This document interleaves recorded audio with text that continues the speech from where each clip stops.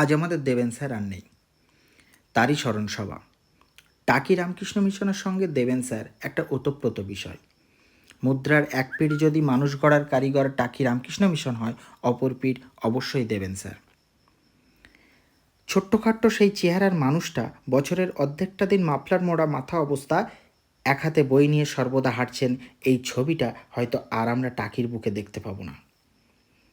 জ্ঞানের আলোয় যে সর্বদা আলোকিত করেছে তো শুধু তা নয়, সঠিক সফলভাবে মানুষ গড়েছেন তিনি। যে জায়গায় থেকেছেন সারা বছর রং বেরঙের ফুল প্রস্ফুটিত থাকতো, সেটা আমরা দেখে এসেছি। যা কিছু করতেন ভালোবেসে করতেন। অনিঃশেষ প্রাণ, অনিঃশেষ মরণের বুকে ভাসমান, পদে পদেই সংকটে সংকটে, নামহীন সমুদ্রের উদ্দেশবিহীন কোন তটেই পৌঁছবারেই আমাদের এই মৃত্যু দেবেনবাবুকে নিয়ে গেছেন। তিনি বেঁচে থাকবেন, এটা যেহেতু চিরন্তন সত্য, মৃত্যু জীবন, তাই আমি তার একসময় সহকর্মী ছিলাম। তার বিদেয়ী আত্মার শান্তি কামনা করি। তিনি যেখানেই থাকুন ভালো থাকুন, এই বলেই আমার শ্রদ্ধাঞ্জলি, আমার বক্তব্য শেষ করছি। নমস্কার। স্যারকে বটগাছের সাথে তুলনা করলে ভুল হবে। বটগাছ যেমন একটা অঞ্চলের মধ্যে বিস্তার লাভ করে, কিন্তু স্যারের বিস্তার সমগ্র বিশ্বের মাঝে।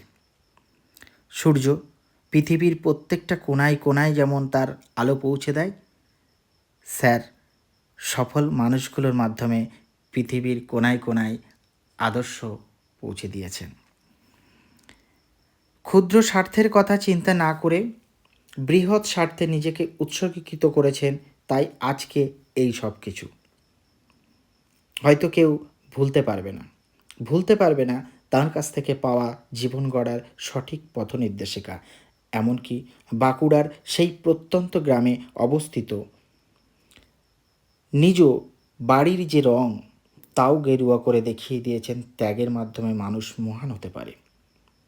আর এই মানুষের সান্নিধ্য পেয়েই আজ আমরা সফল হতে পেরেছি। ভালো থাকবেন স্যার, ভালো থাকবেন সেই জগতে, নিজের হাতে গড়া পুষ্প কাননের মাঝে। আপনি আদর্শ শিক্ষক। আমাদের জীবনে প্রত্যেকটা শিক্ষকের গুরুত্বই আছে ঠিকই, কিন্তু আপনি সবার থেকে একটু আগে।